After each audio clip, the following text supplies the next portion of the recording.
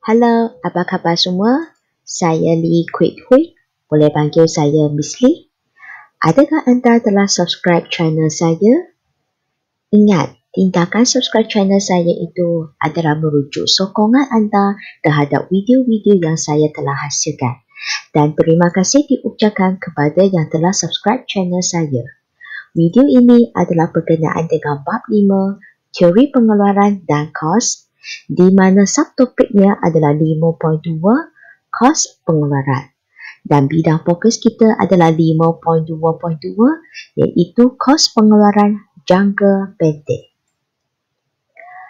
Okey, untuk bab ini, teori pengeluaran dan kos, kita mempunyai 3 subtopik, dan subtopik yang kita fokus adalah 5.2, kos pengeluaran. Okey, berkenaan dengan kos pengeluaran adalah 3 subtopik kecil, dan subtopik kecil yang kita nak kaji untuk video ini adalah berkenaan dengan kos pengeluaran jangka pendek. Okey, untuk video yang lepas, Miss pun telah bincangkan berkaitan dengan kos eksplisit dan kos implisit bagi konsep kos. Jadi sekarang untuk subtopik kecil ini, saya akan fokus tentang kos-kos pengeluaran jangka pendek serta hubungan antara A. Kos sud dan kos purata, B. Kos sud dan kos berubah purata. Jadi kita sekarang akan fokus tentang kos-kos pengeluaran jangka pendek. Okey, kos-kos pengeluaran jangka pendek, ada banyak kos yang wujud dekat sini. Kita cuba tengok yang pertama dulu, iaitu jumlah kos berubah TVC, jumlah kos tetap TFC, jumlah kos TC, kos berubah purata AVC, kos tetap purata AFC, kos purata AC, dan akhirnya kos sud MC. Jadi sekarang yang kita fokus adalah TVC, TFC dan juga TC. Kita akan fokus komponen ini dulu. Okey? Okey, jumlah kos berubah dalam bahasa Inggeris dikenali sebagai total variable cost, iaitu TVC. So yang simbol ini, yang term sini dia adalah ikut bahasa Inggeris lah, TVC. Okey, jadi apakah definisi bagi jumlah kos berubah? Dia adalah perbelanjaan firma atas penggunaan input berubah. So itu kata kunci dia. Ingat, input berubah. Okey, ciri-ciri dia. Dia adalah berkadar langsung dengan output. Okey, so bermaksud kalau output bertambah, kos itu akan bertambah lah. Itu adalah kos berubah. Okey, kalau semakin sikit output, semakin sikit ataupun semakin rendah kos berubah. Okey, dan tidak perlu ditanggung jikalau tiada output. So bermaksud sekiranya tiada output yang dihasilkan, kos berubah dia akan jadi sifar. Contoh, kos buruh. Okey, sekarang kita akan sambung dengan jumlah kos tetap. Dalam bahasa Inggeris dikenali sebagai total fixed cost, iaitu TFC. Saya ulang, total fixed cost. Okey, definisi bagi jumlah kos tetap. Dia adalah perbelanjaan firma atas penggunaan input tetap. Itu kata kunci dia, kos yang perlu ditanggung akibat penggunaan input tetap. Ciri-ciri. Dia tidak bergantung kepada output. So bermaksud kalau output bertambah ke berkurang ke, kos dia masih adalah sama. Itulah sebab kita kenali dia sebagai kos tetap. Tetap perlu ditanggung walaupun tiada output. So yang ini pula menunjukkan bahawa jikalau output dia sifar pun, tak ada sebarang output yang dikeluar pun, firma perlu tanggung kos tetap ini. Tetap ada kos yang perlu ditanggung. Okey? Contoh, sewa kilang. Diikuti dengan jumlah kos. Jumlah kos dalam bahasa Inggeris dikenali sebagai total cost. Okey, saya ulang, total cost iaitu TC. Definisi bagi jumlah kos. Dia adalah semua kos yang ditanggung oleh firma untuk menghasilkan sejumlah output. Dan perbelanjaan firma atas penggunaan input tetap dan input berubah. Sebab dalam jumlah kos ini, dia merangkumi jumlah kos tetap dan jumlah kos berubah. So, bermaksud ini adalah atas penggunaan input tetap serta penggunaan input berubah. Maka, rumus yang diwujudkan adalah TC sama dengan TFC tambah TVC, iaitu jumlah kos sama dengan jumlah kos tetap tambah jumlah kos berubah. Okey? Okey, sekarang kita cuba tengok dari segi jadual. So, ini adalah jadualnya. Ada output, ada TVC dan juga ada TFC. So, pelajar pun sudah tahu rumus bagi TC sama dengan TFC tambah TVC. Jadi, kita akan tunjuk pengiraan dia. Kita guna TVC 0 tambah TFC 12, maka TC kita sama dengan 12. Okey, untuk output yang pertama, TVC tambah TFC, jadi kita dapat 40. Diikuti dengan output yang kedua, TC kita sama dengan 56. Pada output yang ketiga, TC kita 73. Dan output yang keempat, TC kita adalah 103. So, ingat TC itu adalah dalam perkiraan RM. Jadi, sekarang Miss akan tunjukkan bagaimana kita nak lakar raja bagi TVC, TFC serta TC. Seperti biasa, kita akan sediakan paksi Y serta paksi X dulu.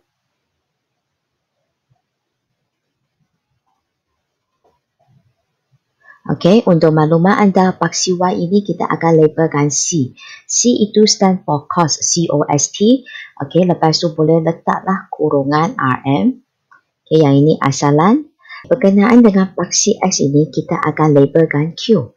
Sebab kalau adanya output, barulah kita dapat hitung cost dia. Okey, jadi dia berdasarkan output dia dan kurungan dia adalah unit.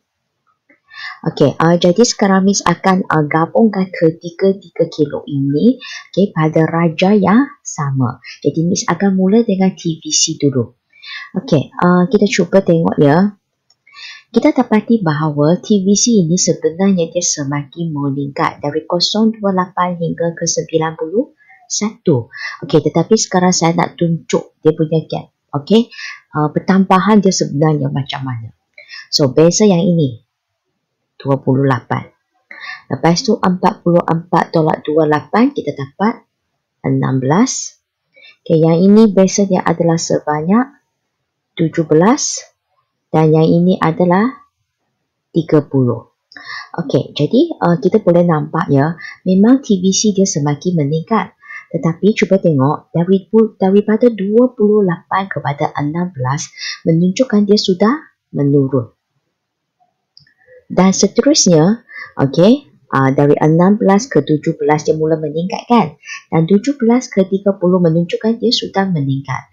Dengan reti kata lain, TVC itu pada mulanya dia meningkat dengan kadar berkurang ataupun kadar menurun. Dan seterusnya dia meningkat dengan kadar meningkat ataupun kadar bertambah. Okey, kalau anda masih ingat, Miss pernah bagi tahu, kalau yang meningkat dengan kadar menurun, bentuk dia macam ini. Okey, kalau meningkat dengan kadar bertambah, bentuk dia macam ini pula.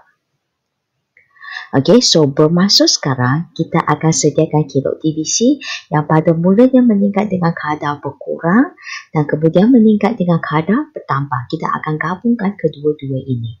Okey. Dan sekarang cuba tengok pada output sifar, output itu hanya inilah kuantiti.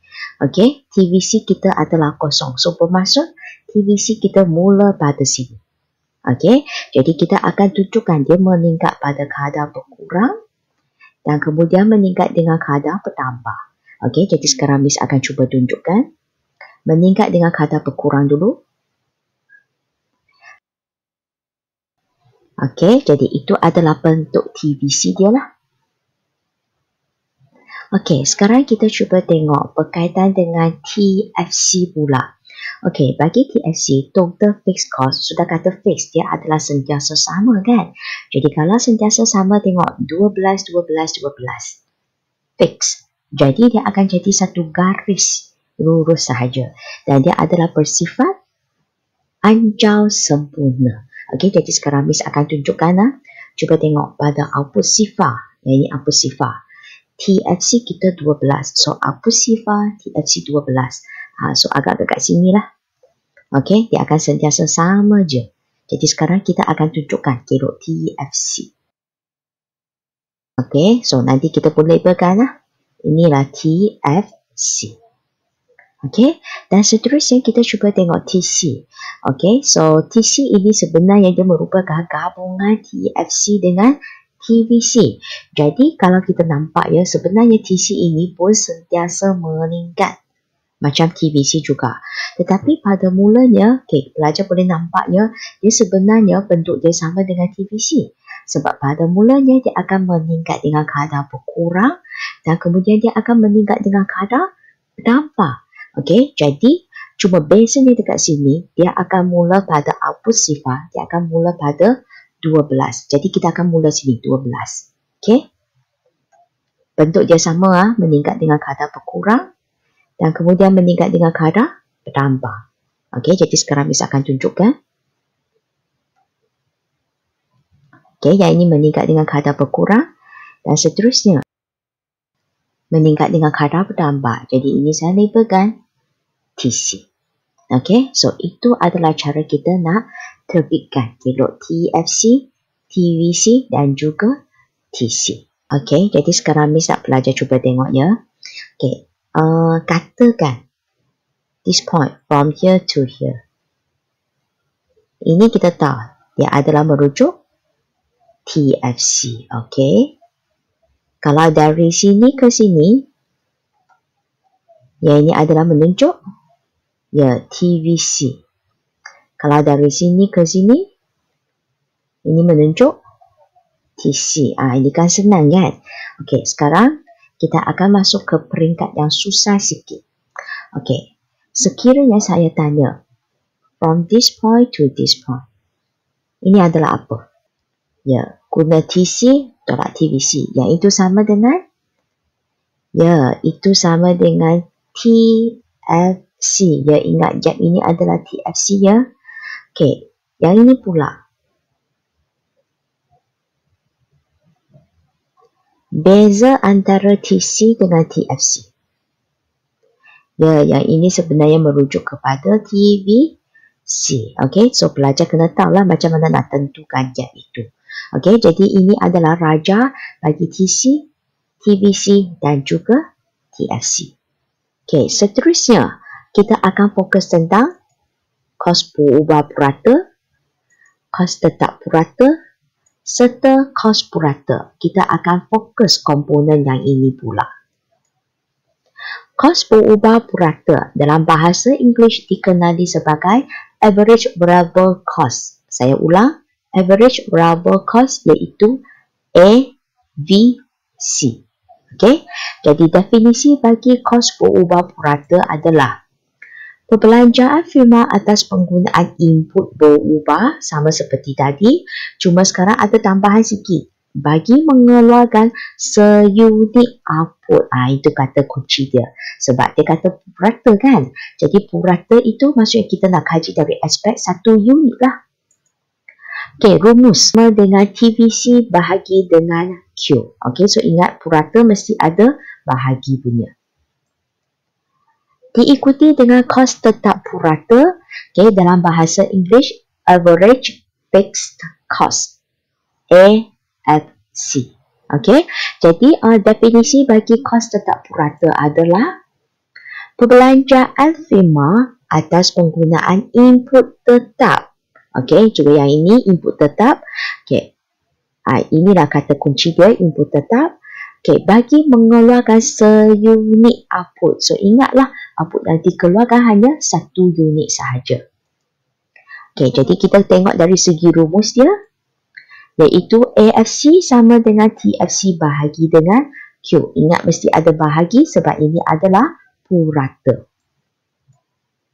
Diikuti dengan kos purata dalam bahasa Inggeris average cost, iaitu AC.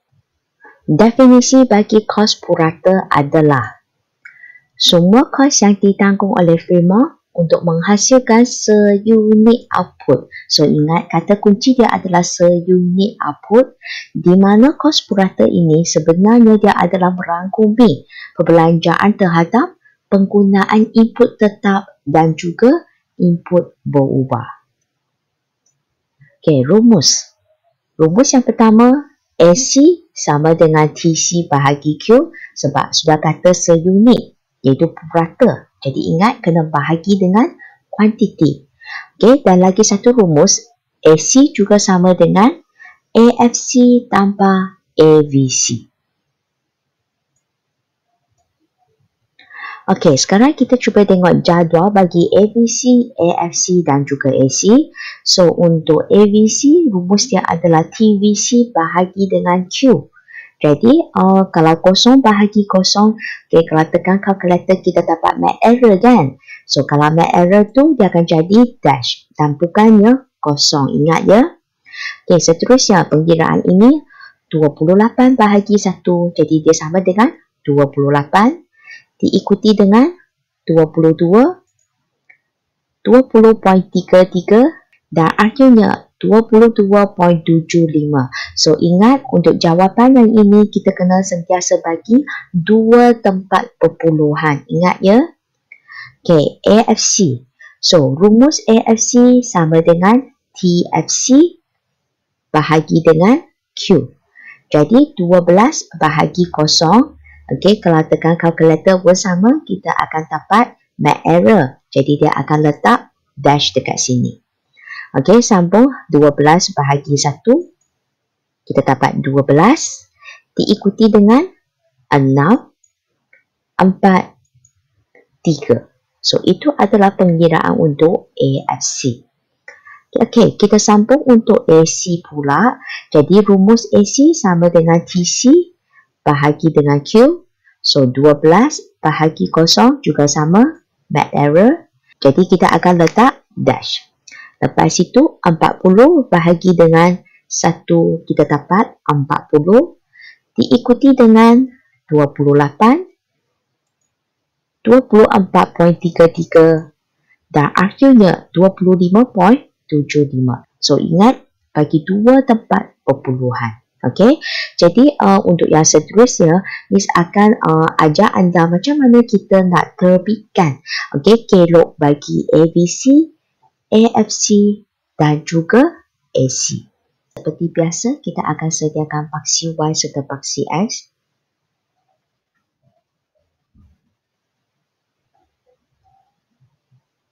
Okey, untuk paksi Y ini kita akan labelkan C iaitu cos. Lepas tu kurungan RM. Okay, yang ini asalan. Paksi X dia Q kurungan unit. Okay, so yang Q inilah output. Okay, jadi sekarang saya akan lakar ABC dulu. Jadi fokus yang ini. Okay, daripada pengiraan yang telah ditunjukkan tadi, okay, kita dapati bahawa apabila output sifar ABC kita adalah dash. Kalau dash itu bermaksud jangan sentuh apa-apa pada paksi Y ini. Sebab tak ada nilai yang ditunjukkan. Dia kena ada gap sikit. Okey, dan seterusnya kita cuba tengok. Pada mulanya ABC, kita nampak dia semakin menurun. Okey, lepas tu dia capai titik minimum. Dan kemudian dia telah meningkat. So, kalau kita tengok menurun. Capai minimum. Naik. Bentuk dia macam ini adalah bentuk U. Okey, jadi sekarang Miss pun akan tunjukkan kelok AVC ini yang berbentuk U pada rajah ini. Okey, so turun, minimum, naik. Turun, capai titik minimum, naik. Okey, jadi kita pun labelkan ini adalah ABC. Okey, seterusnya kita cuba tengok AFC pula yang ini. So, AFC pun sama pada output sifar dia adalah dash. Okey, pada output 1, 12, 6, 4, 3. Dan kita dapati bahawa AFC ini semakin menurun. Okey, semakin menurun itu sebenarnya dia adalah menunjuk bahawa dia adalah mencurun ke bawah dari kiri ke kanan. Cuma, mencurun ke bawah dari kiri ke kanan dan semakin turun. Okey, cuma dekat sini dia adalah sentiasa bernilai positif. Ingat, AFC sentiasa positif dan dia tak akan capai negatif pun. Okey, jadi kita pun tunjukkanlah kelok AFC yang mencurun ke bawah dari kiri ke kanan. Turun. Okey, pastikan dia sentiasa positif.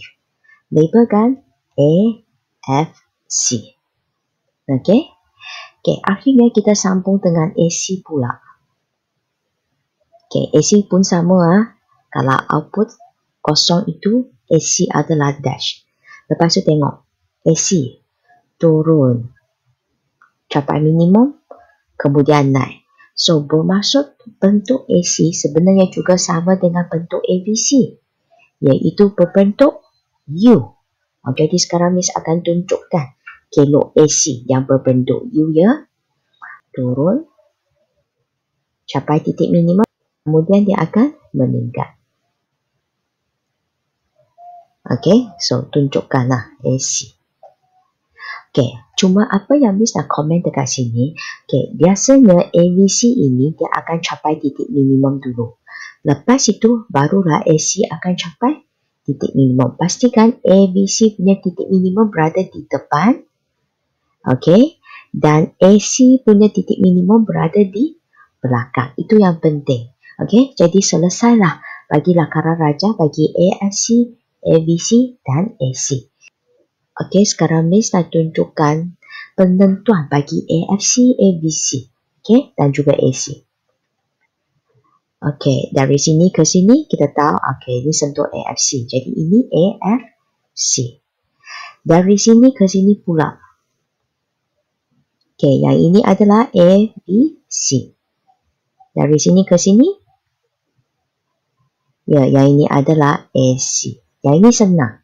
Okey, sekarang kita masuk ke peringkat yang susah sikit. Okey, cuba tengok. Beza antara AC dengan AFC. Okey, so beza AC dengan AFC yang ini adalah ABC. Okey, seterusnya. Yang ini. Okey, cuba tengok yang ini adalah beza antara AC dengan ABC kan? Jadi gap ini dia adalah menunjuk ya AFC. Okey. Jadi selesailah bagi penerangan raja yang berkaitan dengan ABC, AFC dan juga AC. Okey, akhirnya kita akan fokus tentang cost suit iaitu MC.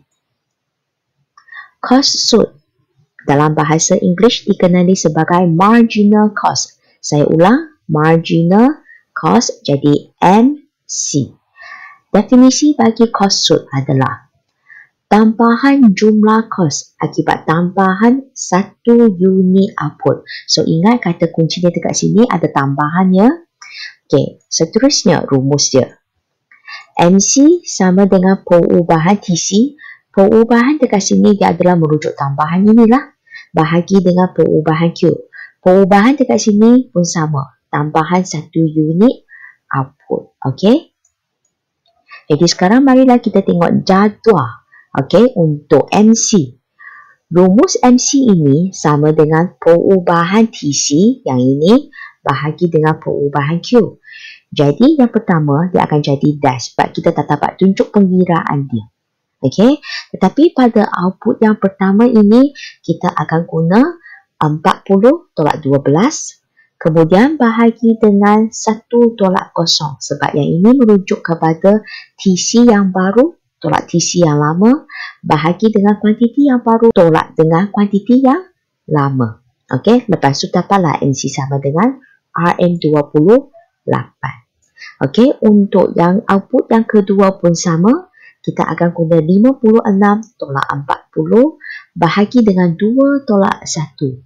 Dan akhirnya dia akan jadi 16 diikuti dengan 17 dan akhirnya 30. So, itu adalah MC. Jadi sekarang Miss akan tunjukkan macam mana kita nak lakar kilo MC ini. Jadi seperti biasa, kita sediakan paksi Y dengan paksi X.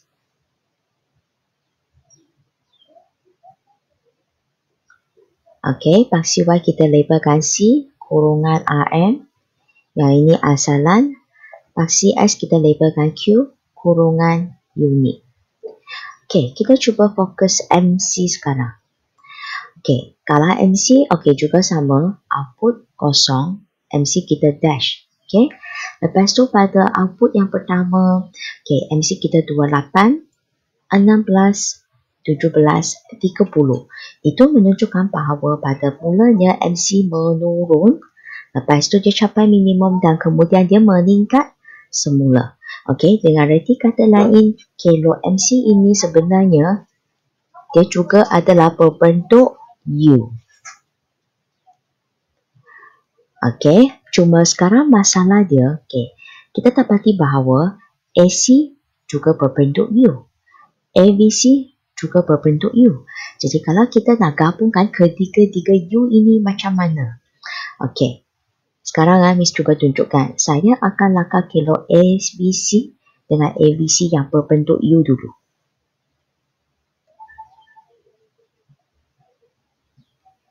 Okay, so yang ini adalah ABC. Titik minimum dia berada di sini ya. Okay, kemudian kilo AC.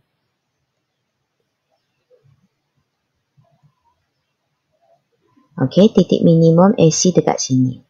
Okey, seperti apa yang Miss telah beritahu, ABC akan capai titik minimum dia dulu.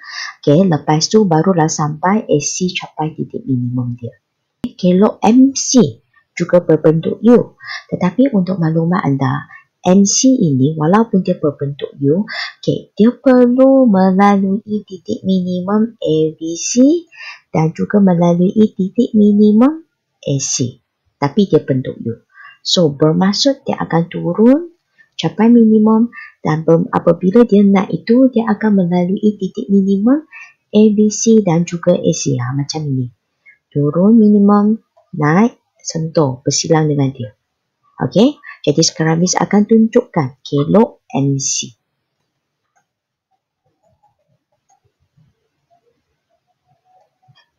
Okey, itu adalah kilo MC. So, ingat MC juga berbentuk U, cuma melalui titik minimum ABC dengan AC. Okey, jadi Miss pun telah selesai lah bincang tentang kilo MC. Okey, jadi sekarang kita ulang kaji sikit rumus-rumus yang telah dipelajari. Okey, bagi subtopik ini. Jadi sekarang kita cuba tengok TVC dulu. Okey, kenapa jumlah kos berubah perlu ditanggung? Okey, akibat penggunaan input berubah. Okey, kenapa kos tetap perlu ditanggung? Akibat penggunaan input tetap. Okey, jadi untuk jumlah kos ini sebenarnya dia merangkumi kos tetap dan juga kos berubah.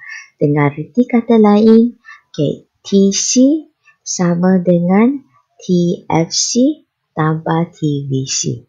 So, bermaksud jumlah kos ini ditanggung akibat penggunaan input berubah dan input tetap. Itulah sebab dia terdiri daripada kos tetap dan juga kos berubah. Okey. Walaupun satu rumus saja yang saya tulis dekat sini, tetapi dia boleh transform jadi dua rumus lagi. Okey, cuba tengok.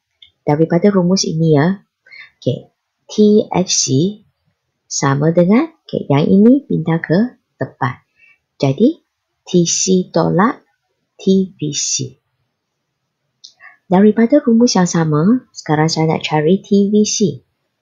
Okey, so bermaksud yang TFC ini pindah ke depan. Jadi dia akan jadi TC tolak TFC. Satu rumus saja, yang ini rumus yang asal. Tetapi pelajar kena tahu dia sebenarnya boleh wujud dua rumus yang lain. Okey, jadi selesailah bagi bahagian ini. Okey, sekarang kita cuba tengok yang sebelah sini pula. Yang semua berkaitan dengan purata punya. Okey, kita cuba tengok. Kos berubah purata. Juga akibat penggunaan input berubah, tetapi keluaran output dia adalah seunit output. Okey, kalau seunit output itu maksudnya purata, kena bahagilah. Jadi kita akan guna ABC. Yang asalnya yang ini, kita guna TVC. Bahagi dengan Q. Okey, so yang ini pun sama. AFC. Okay, kita guna TFC bahagi dengan Q. So, TFC bahagi Q dapatlah AFC. Begitu juga dengan AC. Okay, kita akan guna yang sebelah sini iaitu TC. Jadi, kita bahagi dengan Q. Jadi, itulah rumus dia.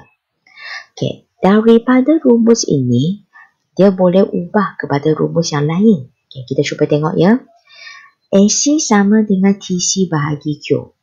Jadi kalau saya tanya TC sama dengan AC darab Q. Okay, so yang ini pun sama. AFC sama dengan TFC bahagi Q. Jadi kalau saya tanya TFC sama dengan, kita guna AFC darab dengan Q. So AFC darab Q. Okay, dan yang ini pula nak cari TVC. Okay, maka dia akan jadi ABC ya darab dengan Q. Okay, so nampaklah dia boleh ubah transform jadi macam ini. Okay, sekarang kita cuba tengok ya. AC ini, tadi saya kata TC sama dengan TFC tanpa TVC. Kalau AC, maksudnya kedua-dua cos ini kan. Jadi, dia sama dengan AFC tambah dengan ABC. AFC tambah ABC. Okey, juga sama daripada rumus yang sama ini. Okey, dia boleh transform jadi rumus yang lain. Okey, kita cuba tengok. AFC juga sama dengan, ya, yang ini pindah ke depan. AC tolak ABC. Kalau saya nak cari ABC, tengok daripada rumus ini saja. Guna AC tolak AFC. Okey, so itulah sebab kita nampak ada banyak rumus. Sebenarnya dia adalah daripada rumus yang sama saja, cuma dia ubah-ubah. Okey, dan akhirnya MC cos sud. Okey, jadi MC ini sama dengan yang ini. Okey, cuma M marginal itu kita tanpa perubahan, iaitu perubahan TC bahagi dengan perubahan Q. Okey, jadi selesailah. Jadi ini adalah keseluruhan rumus yang wujud bagi pelbagai cos ini. Ingatlah rumus-rumus ini dan sila pastikan bahawa anda hafal rumus-rumus ini juga. Okey? Adakah anda telah bersedia? Okey, jadi marilah sekarang kita masuk sesi soal jawab. Sesi soal jawab. Okey, so sekarang kita cuba tengok soalan dia. TFC adalah kos yang ditanggung akibat penggunaan. Okay, so TFC, total fixed cost, iaitu jumlah kos tetap. Okay, akibat penggunaan input tetap. So ingatlah, kalau jumlah kos tetap, kenapa kena tanggung jumlah kos tetap? Akibat penggunaan input tetap. Okay, sambung. Nyatakan rumus bagi TC. TC itu adalah jumlah kos, total cost. So, dekat sini ada dua rumus. Okay, cuba fikirkan kedua-dua rumus itu.